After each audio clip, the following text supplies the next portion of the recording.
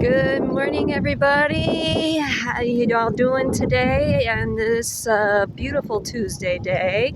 Or at least it is beautiful here, except as you can tell, still have a lot of high winds. I was really debating whether or not I was going to do a video, don't get me wrong, but I was really debating whether I would start on the topic that I wanted to do or not.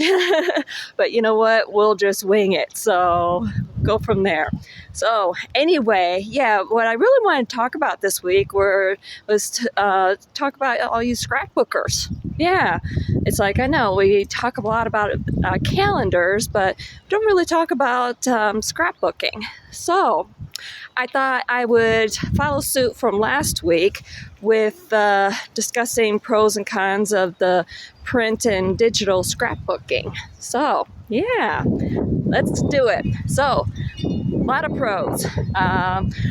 For one thing, with the pros with printed, let's start there. So we know what page we're all on here. What I think one of the biggest pros is the fact that it's something that is long lasting. You know, it's something that you can keep forever. You can pass it on to future generations.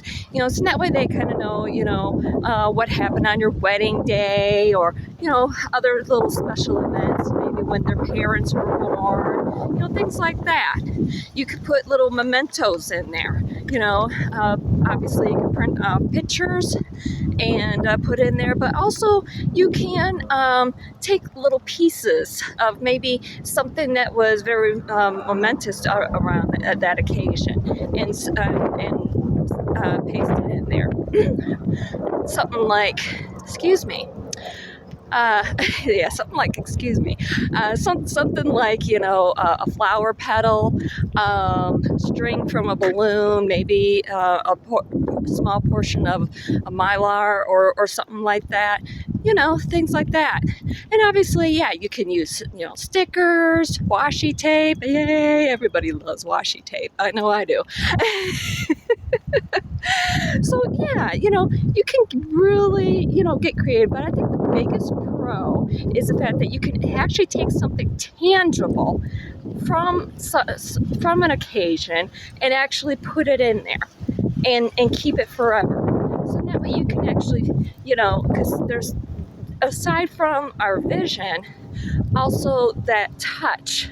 It's something tangible where you could actually touch it. And it connects you even that much more to what it is that you're trying to commemorate. So, and it's something too that your future generations, your children, your grandchildren would be able to connect up with as well. Prime example, actually, something I had, there's an account that I follow up on Instagram, through my personal account, where somebody had posted doilies that her grandmother had weaved together. And it brought back a memory for me of a tablecloth. My grandmother had started sewing it and she passed away and my mother finished it. And I did the same thing with a pillow that she had started to embroider. When I talk about sewing, I'm talking about doing embroidering.